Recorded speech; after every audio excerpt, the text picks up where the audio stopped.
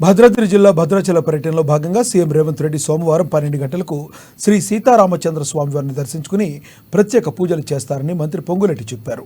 ఎన్నికల్లో కాంగ్రెస్ పార్టీ ఇచ్చిన 6 హామీల్లో 4 హామీలను గడప గడపకు చేర్చిందన్నారు. 5వ హామీ అయిన ఇందిరమ్మ ఇళ్ల పథకాన్ని శ్రీ సీతారామచంద్ర స్వామివారి సన్నిధిలో లాంఛనీయంగా ప్రారంభిస్తారని తెలిపారు.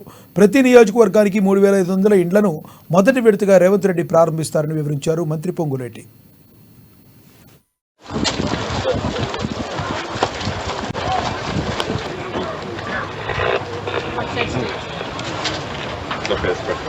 తెలంగాణ ఆంధ్రప్రదేశ్ రాష్ట్రం ఆనాడు అప్పుడు రాష్ట్ర విభజన జరగక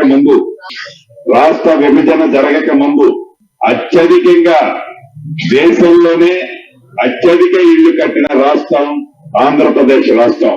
ఆ తర్వాత రాష్ట్ర విభజన జరిగిన తర్వాత ఆనాటి ప్రభుత్వం ఏదైతే 10 సంవత్సరాలు అధికారంలో ఉన్న పెద్దలు ప్రజలకు ఇచ్చిన మాటని విస్మరించి ప్రజలకు చెప్పిన మాటలు మర్చిపోయి ఎన్నికలు వచ్చినప్పుడే బొమ్మలు చూపించి బొమ్మల ద్వారా లబ్ధి 2 పర్యాయాలు పొంది ఎన్నికలు అయిపోయిన తర్వాత ఏ బొమ్మ ప్రజలకు చూపించాము అనే కన్ఫ్యూజన్ లోన బొమ్మే కదా నేను చూపించింది ప్రజలేమి చేస్తారనే